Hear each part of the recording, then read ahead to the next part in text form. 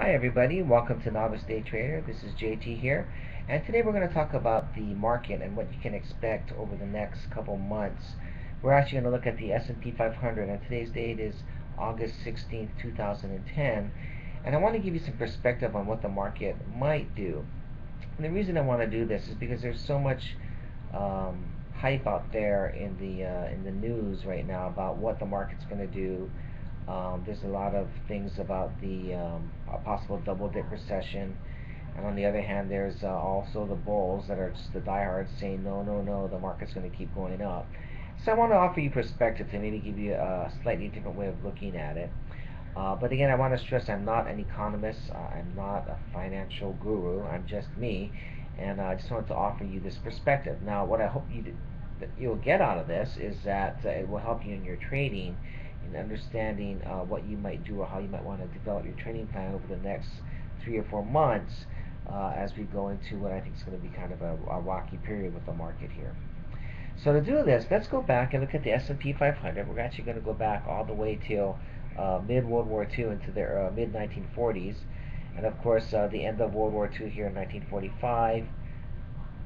And then, all the way to the present. So what I want you to take notice of is that the S&P tended to trade within a pretty tight channel. Well, not a tight channel, but definitely within a channel.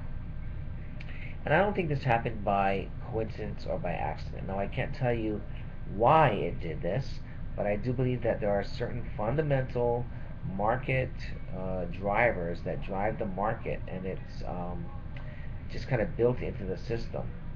Now, I know for some of you that might not understand charting and how these indicators or constraints might work, this might be hard for you to believe, but just the odds of it forming this tight channel here by itself are pretty extreme. So let me tell you why I think this happened, and then we'll talk about what's going on today. So anyway, we have the end of World War II over here, and then we of course go into the Korean War, and we see the U.S. economy starting to pick up after World War II ended. And then we have this nice period of steady growth here that occurred at in the late 1950s, post Korean War, into kind of the space race era, where I really believe that the U.S. was one of the few games in town. There was the Soviet Union, but not many people were investing there. Of course, we had Europe and Japan, but the U.S. was basically the place to put your money at during this time, and we saw this nice steady growth.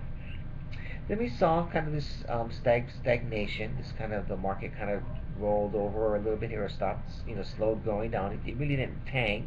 If you look at it on the big scale, it just kind of went sideways for a bit into the through the oil crisis in the mid 1970s, and then it did a nice little recovery and started taking off again. Now, all is well till right over here, and this is when the dot-com era kind of came into play. And I'm not sure what caused it. It might have been the internet, it might have been technology, it might have just been a lot of new things going on.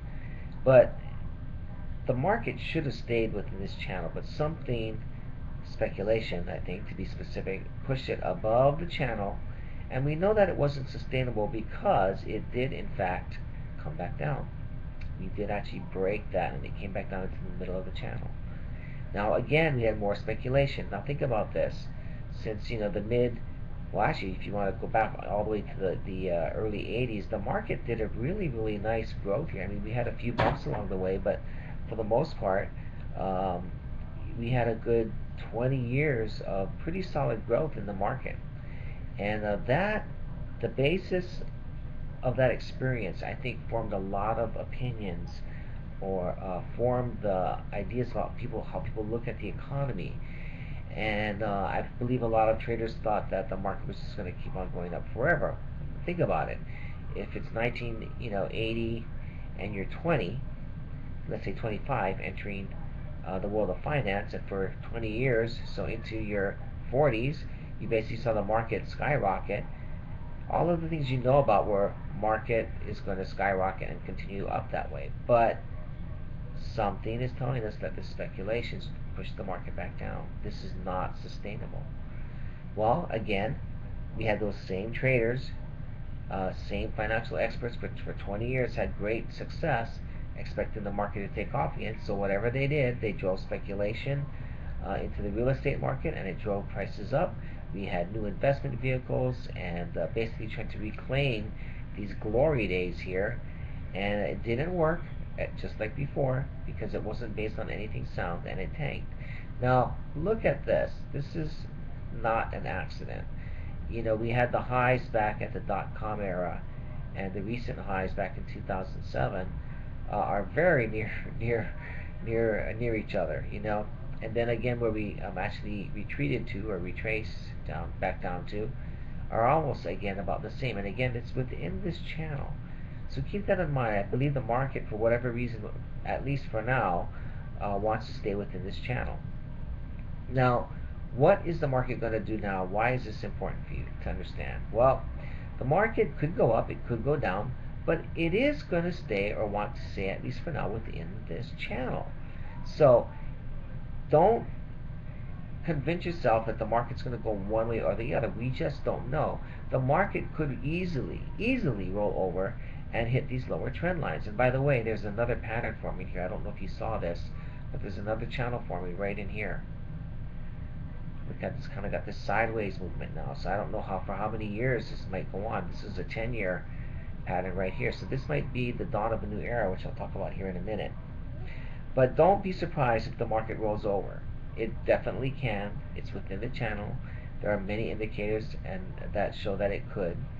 On the other hand, the market can and will do strange things. So even though, going back to the late 1990s, this move should never have happened, the market did do that, just like it did from here. It did go back and reach its previous high that it set back in the late 90s.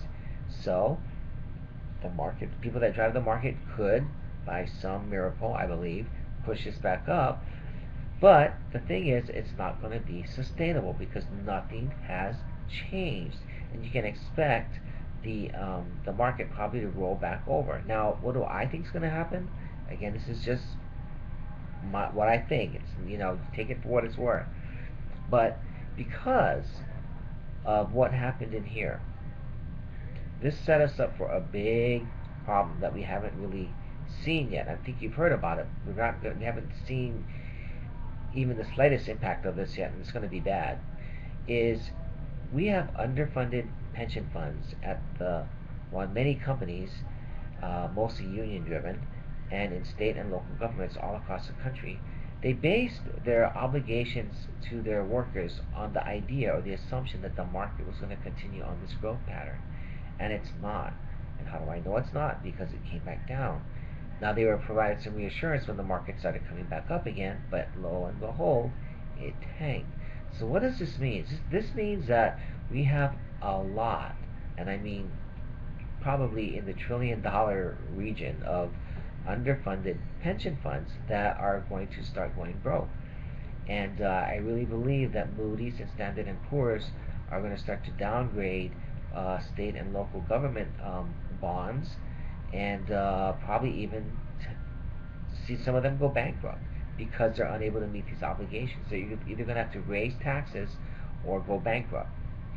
And that, of course, will not be good for the economy. So even if we do go up in the near term, within the next 3 to 6 months, maybe a year at the most, we're going to start to see the market retreat back down to the lower levels. That's my guess. Now, you can do what you want. I'm definitely not telling you what to do, but you should consider that, one, the market could retreat down to the lower level very easily. It could go up very easily. So what does that mean you should do? Well, what I'm going to do is, I am not going to trade for the long term. If you are buying and holding, you probably need to rethink that strategy. I'm not telling you not to, because the market could easily go up for the next 20 years. I just don't think it will. But you need to rethink your strategy, because I really believe that the market is going to go head back down. So anyway, trade for the short term. Don't be surprised in either way if it goes back up and down to meet these resistance and support levels. What I would be concerned about is if you ever see the market break down into this area down here. That would not be good. That would be unexpected. So anyway, trade well, trade smart. Hope this helps. Take care.